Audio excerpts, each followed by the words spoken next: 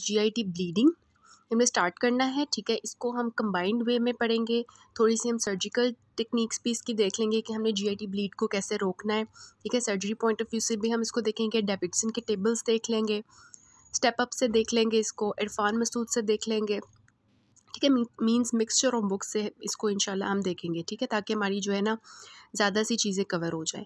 तो सबसे पहले तो GIT ब्लीडिंग से पहले पता होना चाहिए कि हमने GIT ब्लीडिंग को 2 पार्ट्स में डिवाइड किया हुआ है। क्या होती है, अपर GIT ब्लीड होती है और लोअर GIT ब्लीड होती है। अपर GIT ब्लीड है और लोअर GIT ब्लीडिंग है, ठीक है। अब अपर और लोअर GIT ब्लीडिंग की जो एक रेफरेंस पॉइंट है कि जिसके ऊपर अपर होगी और जिसके नीचे लोअर होगी, वो क्या है, सस्पेंसरी लिगामेंट ऑफ टीरीज है, ठीक है। ये सस्पेंसरी लिगामेंट ऑफ टीरीज जो होता है, इट मार्क्स द ड्यूडेनोजेजिनल फ्लैक्चर, ठीक है, जहाँ पे ड्यूडेनम और जेजिनम मिल रही होती है। तो ये फ्लैक्चर जो होता है, यहाँ पर एक सस्पेंसरी लिगामेंट ऑफ टीरीज लगा होता है। इस सस्पेंसरी लिगामेंट ऑफ टीरीज से ऊपर जितनी भी ब्लीडिंग होगी that will be upper GIT bleed, और इससे नीचे जितनी भी ब्लीडिंग होगी that will be lower GIT bleed, ठीक हो गया। अब हम सबसे पहले देखते हैं कि अपर GIT ब्लीड की कौन कौन सी कॉजेज़ होती हैं। तो ये डेविडसन की पिक्चर है, इसमें से हम देख लेते हैं। इसमें से जो मोस्ट कॉमन कॉज होती है अपर GIT ब्लीड की, दैट इज़ पेप्टिक अल्सर, ठीक है। पेप्टिक अल्सर, और पेप्टिक अल्सर के बारे में हमने पढ़ा था कि उसकी मेजर जो चीज़ें होती हैं जिसकी वजह से वो कॉज होता है, that is NSAIDs and H. pylori, ठीक है। उसके बाद अगर हम सीक्वेंस वाइज देखें, ऊपर ईसोफेगस से स्टार्ट कर लेते हैं। तो ईसोफेगस में अगर हम देखें तो वहाँ पे हमें ईसोफेजाइटिस की वजह से ब्लीडिंग मिल सकती है, ठीक है। वहाँ पे जो है वो क्या हुआ होगा, ईसोफेजाइटिस मीन्स फॉर एग्जांपल जो है गर्ड की वजह से जो है ईसोफेजाइटिस हो गया, इन्फ्लेमेशन ऑफ ईसोफेगस हो गया। और फिर वहाँ पर क्या हो गया कि जो है usually with the Hetal hernia, उन्होंने बताया हुआ है कि हेटल हर्निया में तो गर्ड की वजह से हो रहा था ना, गर्ड हो रहा था उसकी वजह से। तो ईसोफेजाइटिस की वजह से अगर इरोजन्स की फॉर्म में ब्लीडिंग होना शुरू हो जाए वेजल्स में से, तो वो बाहर आएगी ऑब्वियसली, ठीक है। तो उसकी वजह से ब्लीडिंग हो सकती है। इसके अलावा अगर हम बात करें तो लिवर का अगर कोई मसला हो तो आपको पता है ईसोफेजियल वेराइसिस बन जाती हैं, जो कि आपको ये ब्लू कलर की दिखाई हुई है, ठीक है। ये हमारे पास ब्लीडिंग का कॉज हो सकती हैं। इसके अलावा ईसोफेगस के नीचे वाले पार्ट में यहाँ पे हमारे पास मेलोरी वीज टीयर्स होते हैं, ठीक है। मेलोरी वीज टीयर्स एक्चुअली क्या होते हैं कि अगर बहुत सीवियर किसी को वॉमिटिंग हो, उसकी वजह से क्या होता है कि जो लोअर ईसोफेजियल जंक्शन होता है, गैस्ट्रो ईसोफेजियल जंक्शन, वहाँ पे लॉन्गिट्यूडनल टीयर आ जाता है। उस टीयर की वजह से फिर क्या होता है कि ब्लडी वॉमिटिंग हो रही होती है, ठीक हो गया। इसके अलावा क्या हो सकता है, अगर हम उसके नीचे थोड़ा सा आए तो ये हमारी जो है ये पेप्टिक अल्सर भी हमने देख लिया है, ठीक है। जो ड्यूडेनल अल्सर हो सकता है, गैस्ट्रिक अल्सर हो सकता है। फिर अगर हमारा कोई कैंसर पड़ा हुआ है स्टमक के अंदर या ईसोफेगस के अंदर, फॉर एग्जांपल कैंसर पड़ा हुआ है, तो वहाँ से ब्लीडिंग कर सकता है, ठीक हो गया। इसके अलावा वेस्कुलर मैलफॉर्मेशंस हो सकती हैं। वेस्कुलर मैलफॉर्मेशंस में फॉर एग्जांपल कोई हमारा जो है किसी की एओर्टिक की सर्जरी हुई थी, ठीक है, उसके और वहाँ पर जो है एक्चुअली एओर्टिक एंट्रिक फिस्टुला बन जाता है फिर, ठीक है। और उसकी वजह से मतलब आपने जस्ट याद रखना है वेस्कुलर मैलफॉर्मेशंस की वजह से हो सकता है, ठीक है। ये नीचे लिखा भी हुआ है कि एओर्टिक ग्राफ्ट की वजह से क्या हुआ कि एओर्टिक और ड्यूडेनल फिस्टुला बन गया, मतलब ये पीछे एओर्टा पड़ा हुआ है और आगे ड्यूडेनम पड़ी हुई है, तो इनके दरमियान में एक फिस्टुला बन जाता है, जिसकी वजह से वो ब्लीडिंग जो होती है एओर्टा के थ्रू फिर जो है ड्यूडेनम में आएगी और वहाँ से फिर ऊपर आना शुरू हो जाएगी, ठीक हो गया। नीचे गैस्ट्रिक इरोजन्स भी आपको बताएंगे कि स्टमक में भी इरोजन्स हो सकती हैं जस्ट लाइक हमारे ईसोफेगस में। So these are all the causes of upper GIT bleeding. तो इसमें हमने अगर क्लासीफाई करें तो ईसोफेगस में से कोई मसला हो सकता है, स्टमक का कोई मसला हो सकता है, या ड्यूडेनम के अंदर फॉर एग्जांपल ये फिस्टुलास बन गए, वेस्कुलर मैलफॉर्मेशंस किसी भी जगह पे हो सकती हैं, कैंसर किसी भी जगह पे हो सकता है। तो ये सारी हमारी जो है इसकी वजह से क्या होगी, ब्लीडिंग होगी, ठीक है। अब फॉर एग्जांपल यहाँ से ब्लीडिंग होना शुरू हो गई है, फॉर एग्जांपल हम कंसिडर कर लेते हैं कि इसके यहाँ से जो है ना ब्लीडिंग स्टार्ट हो गई है ईसोफेजाइटिस की वजह से। अब ये जो ब्लीडिंग होगी ये किस तरह की होगी, रेड कलर की होगी, ठीक है। और रेड कलर की जो ब्लीडिंग होगी, जो बाहर आएगी वॉमिटिंग के थ्रू, वो रेड कलर का ब्लड आ रहा होगा, ठीक है। मेटामेसिस जो हो रही होगी वो रेड कलर का जो है ब्लड बाहर की तरफ आ रहा होगा, ठीक है।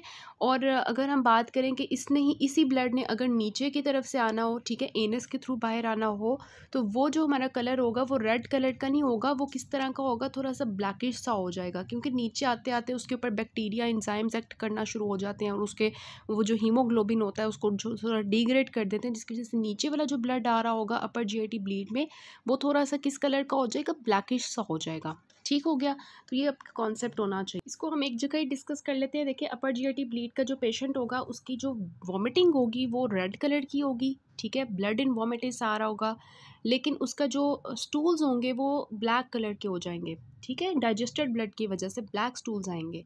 तो अगर आपके पास कोई पेशेंट आ रहा है उसको जो ब्लडी वॉमिटिंग हो रही है, रेड कलर की वॉमिटिंग हो रही है और साथ में ब्लैक स्टूल्स आ रहे हैं, तो आपका सबसे पहले जो माइंड जाना चाहिए वो किसकी तरफ जाना चाहिए? अपर जीआईटी ब्लीडिंग की तरफ। ठीक हो गया। इसका ये हमारी इंपॉर्टेंस होती है, colour of the stools and the vomiting. फिर हम बात करते हैं लोअर जीआईटी ब्लीड, जो लिगामेंट ऑफ टीरीज के नीचे वाला जो पार्ट है वहाँ से अगर कोई ब्लीडिंग होना शुरू हो जाती है। ठीक हो गया। उसमें हमारा जो ड्यूडेनोजेजुनम जंक्शन होगा उसके नीचे जितने भी एरियाज़ होंगे वहाँ पे कोई मसला होगा, उसकी वजह से ब्लीडिंग, जो हमारी जीआईटी ब्लीडिंग होगी उसकी तरफ हम डिस्कस करते हैं। तो सबसे मोस्ट इंपॉर्टेंट जो अपर जीआईटी ब्लीड का कॉज था वो कौन सा था, मैंने आपको बताया था, that was peptic ulcer disease. ठीक है। और लोअर जीआईटी ब्लीड में सबसे इंपॉर्टेंट कॉज कौन सा है? नंबर 1 वो आपने याद रखना है, दैट इज़ डायवर्टिक्यूला। ठीक है। डायवर्टिक्यूला हमने अलग से टॉपिक भी डिस्कस किया था कि जो डायवर्टिक्यूला बन जाते हैं that is most common, first most common. ठीक है। और सेकंड मोस्ट कॉमन जो हमारे होते हैं दैट इज़ एंजियोडिस्प्लेजियाज। ठीक है। तो ये डायवर्टिक्यूलाज नंबर 1 पे आते हैं और सेकंड नंबर पे एंजियोडिस्प्लेजियाज आते हैं। इसके अलावा क्या हो सकता है? इसके अलावा अगर हम बात करें तो सीकम में देखें इन्होंने जो है कार्सिनोमा दिखाया हुआ है, वहाँ से ब्लीडिंग हो सकती है। मेकल्स डायवर्टिक्यूलम अगर किसी को बना हुआ है वहाँ से ब्लीडिंग हो सकती है। आगे की तरफ आ जाएँ तो इस्कीमिक कोलाइटिस की वजह से जो है, मतलब जब इस्कीमिया हो जाता है कोलॉन का, उसकी वजह से ब्लीडिंग हो सकती है। फिर कोलॉन कैंसर की तरफ की वजह से ब्लीडिंग हो सकती है। पॉलिप्स की वजह से ब्लीडिंग हो सकती है। पॉलिप्स जो होते हैं वो अंदर की तरफ आपको ल्यूमेन के अंदर नज़र आते हैं, आउट पोचिंग्स। ठीक है, मतलब इन पाउचिंग्स होती हैं। और डायवर्टिकुलर्स बाहर की तरफ नज़र आते हैं। ठीक है, आउट पाउचिंग्स होती हैं, तो इसकी वजह से हो सकता है। ठीक है। और ये हमने अलग से आईबीडी भी डिस्कस किया था, क्रोहन्स अल्सरेटिव की वजह से जो उसकी वजह से ब्लीडिंग हो सकती है। फिर अगर हम बात करें रेक्टम और एनल रीजन की तो वहाँ पे हेमोरॉइड्स की वजह से ब्लीडिंग हो सकती है। ठीक है। तो ये सारे कॉजेज़ हैं जो आपको पहले भी पता होंगे कि ये कॉजेज़ हो सकते हैं ब्लीडिंग के। अब जो लोअर जीआईटी ब्लीडिंग होगी उसकी प्रेजेंटेशन कैसी होगी वो हम देख लेते हैं। अब जब इसके स्टूल्स की अगर हम बात करेंगे तो वो हमें ब्लैक तो नहीं, इतने ब्लैक नहीं नज़र आएंगे, वो हमें रेड कलर का जो ब्लड आ रहा होगा वो नीचे आ रहा होगा। अपर जीआईटी ब्लीड में वॉमिटिंग रेड थी, यहाँ पे लोअर जीआईटी ब्लीड में मोस्टली जो होती है वो जो आपका मतलब स्टूल कलर होता है वो रेड होता है, बिकॉज़ वो डायरेक्टली नीचे ब्लीडिंग आ रही है। ठीक हो गया, कोलॉन से, रेक्टम से एटसेट्रा। तो इसको हम कहते हैं हेमाटोचीज़िया। ठीक हो गया। तो ये हमारा कलर डिफरेंस आ जाए। तो this is the lower GIT bleeding and this is the upper GIT bleeding. So this will be the upper GIT bleed and this will be the lower GIT bleed जिसमें red colour आ रहा है। तो ये अपर GIT bleed की एक जगह causes यहाँ पे इकट्ठी लिखी हुई हैं, इनको भी एक दफ़ा देख लें। ये डेविडसन का टेबल है जहाँ पे causes of lower GIT bleed लिखे हुए हैं, स्फीयर एक्यूट की कॉजेज़ क्या हैं और मॉडरेट और क्रोनिक की कॉजेज़ क्या हैं। ठीक है। ऑब्वियसली स्फीयर एक्यूट होगा तो ये सारे मतलब एकदम से प्रेजेंट करेंगे। ठीक है। और एक्यूटली प्रेजेंट करेंगे, स्फीयरली प्रेजेंट करेंगे। और क्रोनिक जो होंगे वो हमारे कार्सिनोमाज हो सकते हैं, हेमोरॉइड्स क्रोनिक चल सकते हैं because of the liver disease. ठीक है। एंजियोडिस्प्लेजियाज हैं, अल्सर्स हैं और पॉलिप्स हैं और आईबीडीज़ हैं। तो ये थोड़ी सी डिफरेंस आ जाता है कि हमने on the basis of moderate sphere acute जो है वो क्या करना है। ठीक है। अब एक पेशेंट है वो स्फीयर एक्यूट की जो है ना, मतलब स्फीयर एक्यूट का केस है, मतलब कि एकदम से वॉमिटिंग बहुत ज़्यादा हो गई, बहुत ज़्यादा एकदम से ब्लड लॉस हो गया। तो ऐसे पेशेंट जो है वो शॉक के साथ प्रेजेंट कर सकता है। लेकिन अगर ऐसा पेशेंट है जो क्रोनिकली ब्लड लॉस थोड़ा थोड़ा होता जा रहा है तो वो आपके पास जो है एनीमिया का पेशेंट होगा, पैलर होगा, एनीमिया के साइंस उसके अंदर आ रहे होंगे। ठीक है। तो ये भी हमारा एक डिफरेंस आ जाता है क्लिनिकली के जो होते हैं पेशेंट्स एकदम से ब्लीडिंग होगी तो उनके अंदर जो है वो सिनकपी की तरफ जा सकते हैं, शॉक की तरफ जा सकते हैं। क्रोनिक ब्लीडिंग जो होगी वो एनीमिया को सजेस्ट कर रही होगी। ठीक हो गया। तो एनीमिया के साइंस जो है वो आ रहे होंगे इनके अंदर। So GIT bleeding is what? It is the bleeding, it is the intraluminal blood loss anywhere from the oropharynx to the anus. उसकी क्लासिफिकेशन हमने कर ली अपर एंड लोअर में because of the ligament of Treitz. ठीक है, जो कि उससे ऊपर होगी तो वो हमारी होगी अपर और लोअर होगी तो लोअर GIT ब्लीड। अपर GIT ब्लीड जो होती है ये इमरजेंसी ऑब्वियसली होगी। इसमें मोस्ट कॉमन प्रेजेंटेशन जो होती हैं वो हेमेटोमेसिस के साथ आ सकता है, मेलिना के साथ आ सकता है। हेमेटोमेसिस में क्या होता है? रेड कलर हो रहा होता है। ठीक है। और अगर बहुत मतलब जो है रेड कलर भी आ सकता है और कॉफ़ी ग्राउंड भी आ सकता है। कॉफ़ी ग्राउंड क्यों आएगा? एक तो रेड भी हो सकता है, बहुत सीवियर ब्लीडिंग है तो रेड कलर की होगी। ब्लैक वोमिटस कब आएगा? जब वो बहुत थोड़ी थोड़ी करके हो रही है, मतलब कि जो अंदर ब्लीडिंग हो रही है ना, फॉर एग्जांपल ईसोफेगस में, वो स्लो रेट पे हो रही है। अगर तो एकदम से होगी तो रेड कलर की आएगी, अगर स्लो रेट पे हो रही थी पड़ी पड़ी जो है वो उसका कलर कॉफ़ी ग्राउंड हो सकता है। ठीक है, मतलब कॉफ़ी ग्राउंड तब आएगा जब वो थोड़ा थोड़ा करके ब्लीडिंग हो रही थी। ठीक है, तो amount of rate of bleeding जो थी वो कम थी, जिसकी वजह से वो थोड़ा सा ब्लैक हो गई। ठीक है, तो ये हमें बताती है कि कॉफ़ी ग्राउंड है या रेड कलर की है। अच्छा, मेलेना हो सकता है। मेलेना मैंने आपको दिखाया भी इसकी पिक्चर के ब्लैक टेरी स्टूल्स होते हैं। अब ये कलर, इन जो स्टूल्स होते हैं ये फाउल स्मेलिंग होते हैं, ब्लैक टेरी स्टूल्स होते हैं। ठीक है, because of the degradation of the blood, ठीक है, by the enzymes in the bacteria. ठीक हो गया। और ये हमारी होती है अपर जीआईटी ब्लीड की जो फीचर्स होते हैं, सिम्टम्स हो रहे होते हैं पेशेंट्स। इसके अलावा हमारा ये अपर जीआईटी ब्लीड में भी मेलेना हो सकता है। ये आप लिख लें बुक पे कि इसके अलावा जेजिनम के अंदर कोई प्रॉब्लम हो, इलियम के अंदर कोई प्रॉब्लम हो, या असेंडिंग कोलॉन के अंदर कोई प्रॉब्लम हो। अगर कोलॉन हो भी, वैसे तो कोलॉन की वजह से मेलेना नहीं होता, लेकिन अगर हो भी तो वो हमारा असेंडिंग कोलॉन रिस्पॉन्सिबल होगा। इसके अलावा मैंने आपको बताया साइंस ऑफ एनीमिया होंगे पेशेंट्स के अंदर। ठीक है, अलॉन्ग विद दीज एनीमिया के साइंस क्या क्या हो सकते हैं? पेशेंट फटीग्ड हो सकता है, पैलर हो सकता है, एक्सर्शनल डिजनिया के साथ आ सकता है। और एनीमिया किस में होगा? क्रोनिक ब्लीडिंग लॉस के अंदर। ठीक हो गया, कोई कैंसर है या इस तरह से। और इसके अलावा वॉल्यूम डिप्लीशन के जो है साइंस आ रहे होंगे कि पेशेंट को डिहाइड्रेटेड होगा। ठीक है, इस तरह से साइंस आ रहे होंगे।